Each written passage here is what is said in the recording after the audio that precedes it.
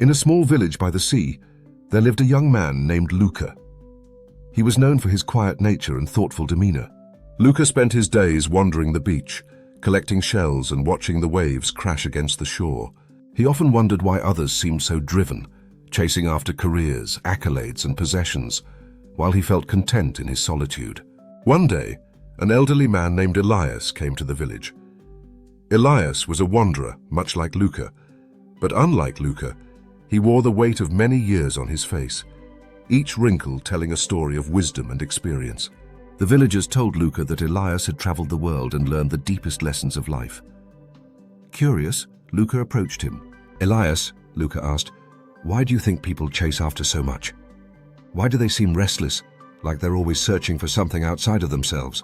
Elias smiled gently and motioned for Luca to sit beside him on a large stone by the sea. He gazed out at the horizon for a long moment before speaking. "Luca, let me tell you a story," he began.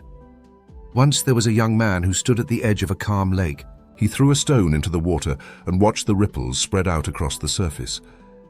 The ripples seemed small at first, but as they reached the shore, they touched every corner of the lake. No matter how far the ripples kept spreading, Luca listened intently, his gaze fixed on the water. The young man," Elias continued, "wondered if the ripples would ever stop. And do you know what happened?" "No," Luca replied, intrigued. "The ripples didn't stop. They kept spreading, but they did so slowly. The farther they went, the more they touched everything around them. Each rock, each plant, each fish. The ripples touched things that were beyond the young man's sight." Luca thought for a moment, then asked, "But how does that relate to us?" Elias turned to Luca with a knowing look. "Your life is like that stone, Luca.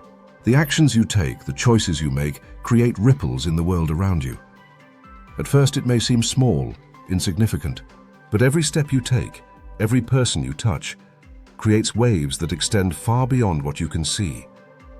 Just as you cannot control where the ripples end, you cannot always see the full impact of your actions, but they matter." Luca sat in silence, feeling the weight of the words sink deep into his heart. "For so long," Elias continued, "I've sought meaning in far-off places, thinking that greatness was somewhere outside of me. But the truth is, greatness is in the ripples we leave behind. It's in how we show up each day, how we treat others, and the energy we put into the world. You don't need to be a person of great power or fame. You simply need to be present, be kind, and live authentically." Luca felt a shift within him.